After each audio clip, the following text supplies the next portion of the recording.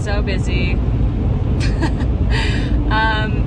But basically, what I did this weekend was we flew home from Sugarloaf, and where we had NORAM finals and US nationals, and I secured myself a World Cup spot in downhill and Super G for next year at those events. And then we came back for some fun races in Aspen in Spring Series because I love racing in Colorado. I went to school here.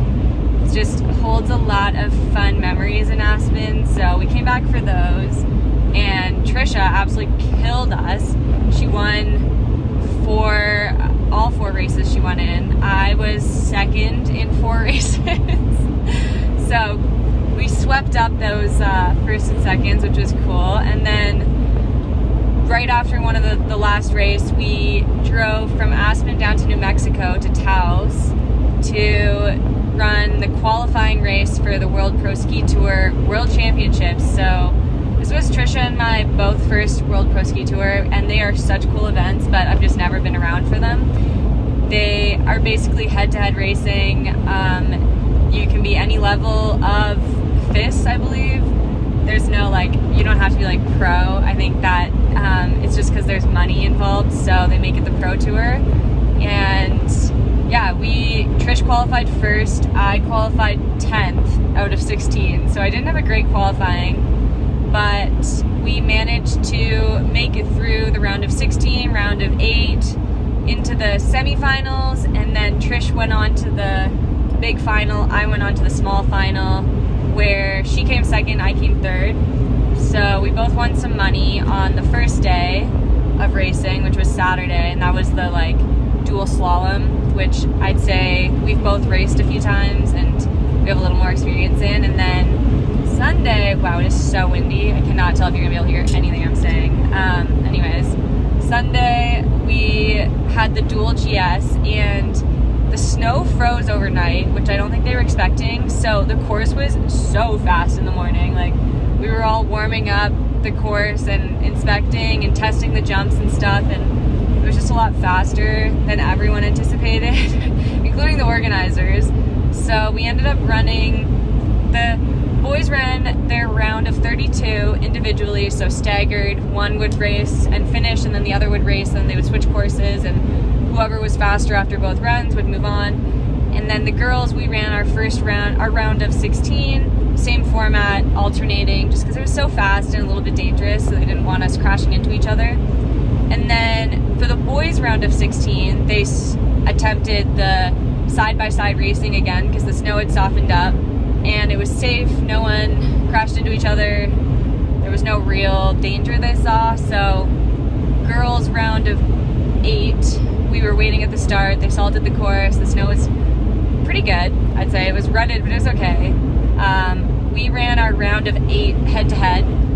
Mind you, it was also so crazy windy that people were complaining about the running individually because some people had headwinds, some people didn't. And I mean, I was so tired that I couldn't even think about the headwind. I was just trying to survive. But whatever, we ran a round of 8 head-to-head. I moved on.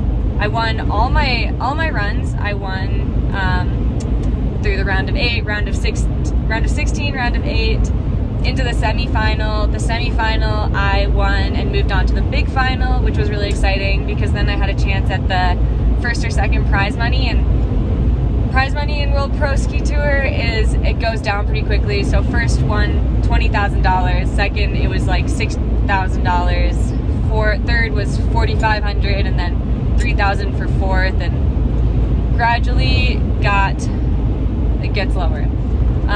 So I went into the big final against Paula Moulton, who had knocked me out the day before in the semifinal, and I knew I had nothing to lose.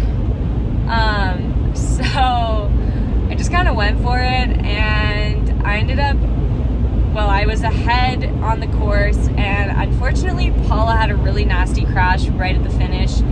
At that point in the day, the snow had gone pretty soft. The jumps were big, so I mean, it was definitely not the safest, but it was also, they were doing the best they could, and she crashed.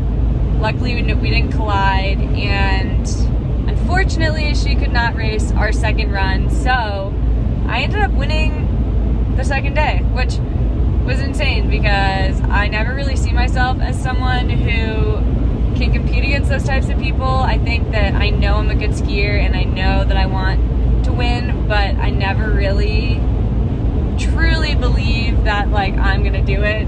And for it to happen, and I mean obviously it was kind of a shitty situation with Paula crashing, and it was scary because I mean you never want to see someone you're competing against crash that hard, but luckily she was okay. And yeah, it was just very cool for my confidence, very cool for my bank account, because being an independent athlete is very expensive, and fundraising went really well this year, but at the same time I needed more funding to get through some of my bills from this year. So it was a really cool weekend. I met some really cool people, some unbelievable sponsors who like really believe in ski racing and really want people to watch ski racing and are trying to bring awareness to it through the Pro Tour, which I think is very cool. And I mean, it was just really fun to be there. The atmosphere was unbelievable. Being in New Mexico was really fun because it was very warm.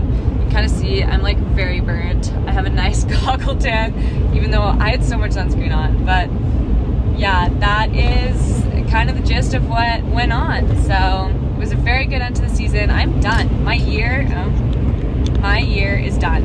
Anyways, ski season's over. I am going to Moab this weekend for Easter weekend with my parents, and then I'm going on a mini vacation. Don't get any crazy ideas. My flight was $100 round trip, so I'm going on a mini vacation with Trish, and then we start training again end of April until kind of middle of May, and then I don't know what I'm doing after that, but it feels very good to be done the season. It feels very good to be healthy still. It's sunny today, which is unbelievable. I love the sun. I love the spring. Yeah. I will hopefully have some more videos coming up soon, but ski season's over, and that was it. I won a Pro Tour race and had some of the most fun I've ever had racing. So thank you so much for watching. Thanks for making it this far if you did, because I know that it's annoying to listen to me talk sometimes, but I appreciate you. Make sure to subscribe, give me a like, check out my other social medias, my podcast, and I'll see you in the next video. Bye.